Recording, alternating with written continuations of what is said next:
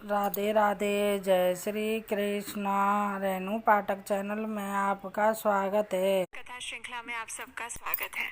इस समय हम भगवान शिव से जुड़ी हुई सुंदर पौराणिक कथाओं का श्रवण कर रहे हैं और उसमें भी इस समय वृत्रासुर के प्रसंग के विषय में हम सुन रहे थे। तो चलिए हमारी इस फाल्गुन मास कथा श्रृंखला को आगे बढ़ाते हैं और सुनते हैं आज की फाल्गुन मास कथा। आइए आज की कथा आरंभ करते हैं। इस कथा की पिछली कड़ी में हमने सुना कि ऋषि दधीची से उनकी हड्डियों के स्वरूप में अस्त्र शस्त्र प्राप्त करने के बाद सभी देवतागण युद्ध में जाते हैं और वहां पर नमूची दैत्य का देवराज इंद्र द्वारा वध कर दिया जाता है और उसके बाद वृत्रासुर आता है और उसे देखकर सभी देवतागण भयभीत हो जाते हैं। तब देवगुरु बृहस्पति देवराज इंद्र और सभी देवताओं को भगवान शिव को प्रसन्न करने वाले प्रदोष व्रत का पालन करने के लिए प्रेरित करते हैं और उस समय वे उस व्रत विधि के विषय में बताते हैं और तत्पश्चात देवगुरु बृहस्पति उन्हें इस प्रदोष व्रत से जुड़ी हुई पौराणिक कथा सुनाते हैं। तो चलिए अब आज की इस कथा को सुनते हैं। प्रदोष के विषय में कथा सुनाते हुए देवगुरु बृहस्पति कहते हैं, एक समय की बात है, राजा चित्ररथ विमान पर बैठकर अनेक प्रकार के द्वीपों का दर्शन करते हुए भगवान शंकर के निवास स्थान कैलाश पर्वत पर गए। वहाँ उसने परम अद्भुत एवं अनुपम छवि वाले भगवान शंकर के दर्शन किए। वे अपने आधे अंग में पार्वती देवी को बिठाकर शोभा पा रहे थे।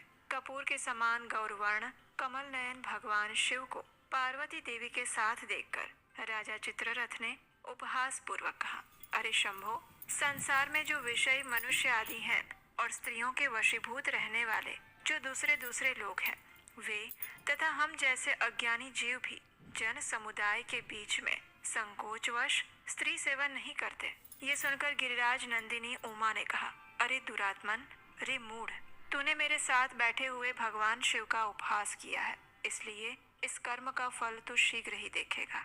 जो समता युक्त चित्त वाले साधु पुरुषों का उपहास करता है, वो देवता हो या मनुष्य, उसे अधम से अधम जानना चाहिए। तू देवता और द्विज दोनों की श्रेणी से बहिष्कृत है। अपने को बड़ा ज्ञानी मानने वाले तुझ अधम को आज मैं दैत्य बना देती हूँ। पार्वती देवी के इस प्रकार श्राप देने पर राजाओं में श्रेष्ठ चित्ररथ सहसा स्वर्ग से नीचे गिर पड़ा। वो इस समय आसुरी योनि में आकर वृत्रासुर के नाम से प्रसिद्ध हुआ है। विश्वकर्मा की भारी तपस्या से युक्त होने के कारण इस समय वृत्रासुर अजेय बताया जाता है और इसीलिए तुम प्रदोष काल में विधि पूर्वक भगवान शंकर की पूजा करके देवताओं का कार्य सिद्ध करने के लिए महादैत्य वृत्रासुर का वध करो। गुरु बृहस्पति की ये बात सुनकर इंद्र ने कहा, भगवान, इस समय मुझे इस प्रदोष व्रत के उद्यापन की विधि बताइए।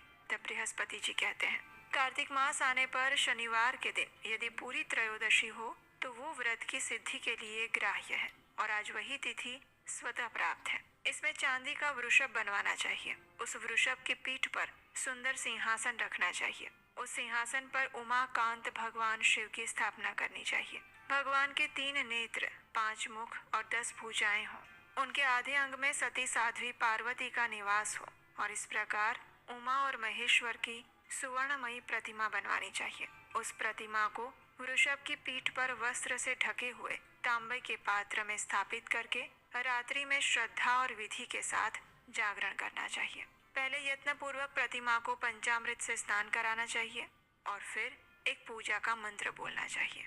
दुग्ध से स्नान कराते हुए इस मंत्र का उच्चारण करें। कोक्षिरधाम देवेश कोक्षिरेण मया कृतं स्नपनं देव देवेश गृहाण परमेश्वर। अर्थात गाय के दूध में निवास करने वाले देवेश, देव देवेश्वर, परमेश्वर, मैंने गाय के दूध से आपको स्नान कराया है, कृपया इसे स्वीकार करें। अर्घ्य देते हुए इस मंत्र का उच्चारण करना चाहिए। अर्च्योऽसि त्वमुमाकान्त त्वर्थ्येणानेन वै प्रभो गृहाण त्वं मया दत्तं प्रसन्नो भव शंकर। यानी हे उमावल्लभ प्रभु, आप इस अर्घ्य द्वारा पूजन करने योग्य हैं। हे भगवान शंकर, मेरे दिए हुए अर्घ्य को आप ग्रहण कीजिए और मुझ पर प्रसन्न होइए। अंत में भगवान शिव की आरती करते हुए इस मंत्र का उच्चारण करें। दीपावलिं मया दत्ता गृहाण परमेश्वर आरार्तिक प्रदानेन मम तेजः प्रदो भव। यानी हे परमेश्वर, मेरी दी हुई ये दीपमाला आप ग्रहण करें और इस आरती उतारने से संतुष्ट होकर आप मुझे तेज प्रदान करें। इसी प्रकार फल, दीप आदि नैवेद्य और तांबूल आदि सामग्रियां क्रमशः चढ़ाते हुए विधि पूर्वक भगवान शिव की पूजा करें और रात्रि में यत्न पूर्वक जागरण करें। अपने घर में या देवालय में चंदुआ बनाकर अद्भुत सामग्रियों से सजाया हुआ एक मंडप बनाएं। उसमें गीत, वाद्य और नृत्य द्वारा भगवान सदाशिव की पूजा करें। हे देवराज इंद्र, प्रदोष व्रत के उद्यापन की यही विधि है। विधिज्ञ पुरुष को चाहिए कि वो अपने संपूर्ण कार्यों की सिद्धि के लिए इसी प्रकार से सब कुछ करे।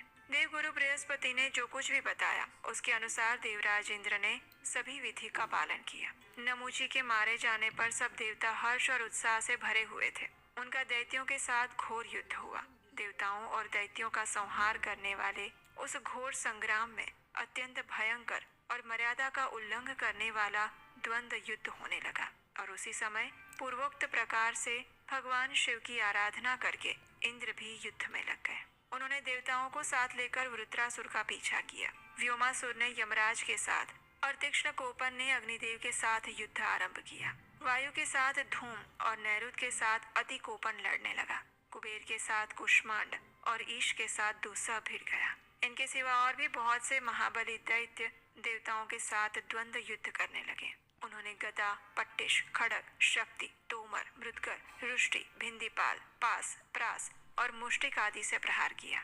उसी प्रकार देवता भी दधीची की हड्डियों से बने हुए उत्तम अस्त्र शस्त्रों द्वारा असुरों को विदीर्ण करने लगे। देवताओं की मार खाकर दैत्य पुनः पराजय को प्राप्त हुए। उन्हें भयभीत देखकर वृत्रासुर ने समझाया, हे वीरों, युद्ध स्वर्ग का द्वार है, इसका त्याग कदापि नहीं करना चाहिए। जिनकी संग्राम में मृत्यु होती है वे परम पद को प्राप्त होते हैं। विद्वान पुरुष जहाँ कहीं भी संभव हो संग्राम में मृत्यु की अभिलाषा करते हैं। जो लोग युद्ध छोड़कर भागते हैं वे निश्चय ही नर्क में जाते हैं। महापातकी मनुष्य भी यदि गौ, ब्राह्मण, भृत्य, कुटुंब और स्त्री की रक्षा के लिए हाथ में शस्त्र लेकर युद्ध करें और वे शस्त्रों के आघात से घायल हो जाएं अथवा युद्ध स्थल में ही प्राण त्याग दें तो उन्हें निश्चय ही उत्तम लोक की प्राप्ति होती है। वे ज्ञानियों के लिए भी दुर्लभ उत्कृष्ट पद को प्राप्त करते हैं। इसलिए तुम लोगों को अपने स्वामी के कार्य और साधन में पूर्णतः तत्पर रहकर युद्ध करना चाहिए। वृत्रासुर के ऐसे समझाने पर असुरों ने उसकी आज्ञा शिरोधार्य की और देवताओं के साथ एक घमासान युद्ध आरंभ हुआ जो संपूर्ण लोगों के लिए भयंकर था। उसके बाद देवराज इंद्र और वृत्रासुर के बाद क्या बातचीत हुई और किस प्रकार युद्ध हुआ वो हम सुनेंगे हमारे इसी फाल्गुन मास कथा श्रृंखला की अगली कड़ी में।